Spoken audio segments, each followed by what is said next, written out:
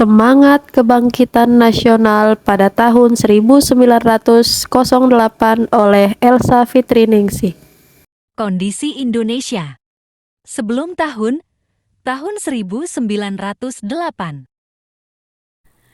Karena rusaknya ekonomi Eropa akibat peperangan dan berkembangnya teknologi pelayaran pada abad ke-15 menyebabkan negara-negara di Eropa melakukan ekspedisi untuk mencari sumber-sumber ekonomi baru ke seluruh dunia. Nah, di mana awal mula penjajahan Belanda di Indonesia dimulai sejak didirinya VOC pada tanggal 20 Maret 1602 dan menyebabkan berbagai bentuk kekerasan yang menimpa rakyat Indonesia.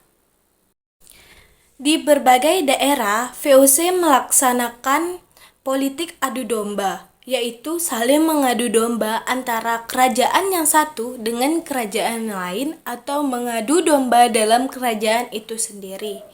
Nah, hal tersebut mengakibatkan melemahnya kerajaan-kerajaan di Indonesia dan merusak seluruh sendi kehidupan masyarakat. Bangsa Indonesia makin menderita ketika Daendels berkuasa. Nah, di mana upaya kerja paksa atau kerja rodi guna membangun jalan sepanjang Pulau Jawa untuk kepentingan militer membuat rakyat semakin menderita. Kemudian Belanda menerapkan kulturstel, yaitu tanam paksa, di mana peraturan tanam paksa diterapkan oleh Gubernur Jenderal Hindia Belanda Van den Bosch pada tahun 1828, di mana sistem tanam paksa mewajibkan rakyat menanami sebagian dari sawah atau ladang dengan tanaman yang ditentukan oleh pemerintah dan hasilnya diserahkan kepada pemerintah. Nah, akibat dari tanam paksa menyebabkan rakyat diperas bukan hanya tenaga, melainkan juga kekayaan, sehingga mengakibatkan banyak sekali rakyat yang jatuh miskin. Di pihak lain juga, penjajah mendapatkan kekayaan bangsa Indonesia yang berlimpah untuk membangun negara Belanda dan menjadi negara kaya di Eropa. Tokoh perjuangan melawan penjajah tahun 1908.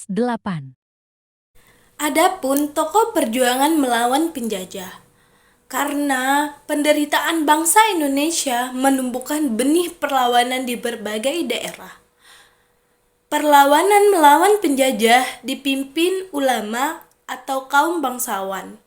Salah satunya yaitu Sultan Hasanuddin di Sulawesi Selatan, Sultan Ageng Tirtayasa di Banten, dan Tuanku Imam Bonjol di Sumatera Barat.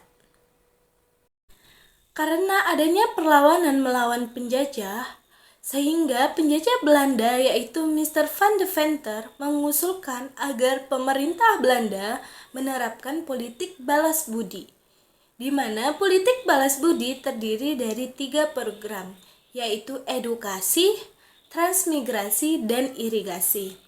Nah, di mana atas desakan berbagai pihak, akhirnya pemerintah Belanda menerapkan politik balas budi.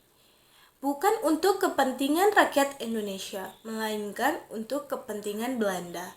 Contohnya, irigasi dibangun untuk kepentingan pengairan perkebunan Belanda. Nah, sedangkan edukasinya yaitu pembangunan sekolah bertujuan untuk menyediakan tenaga terampil dan murah.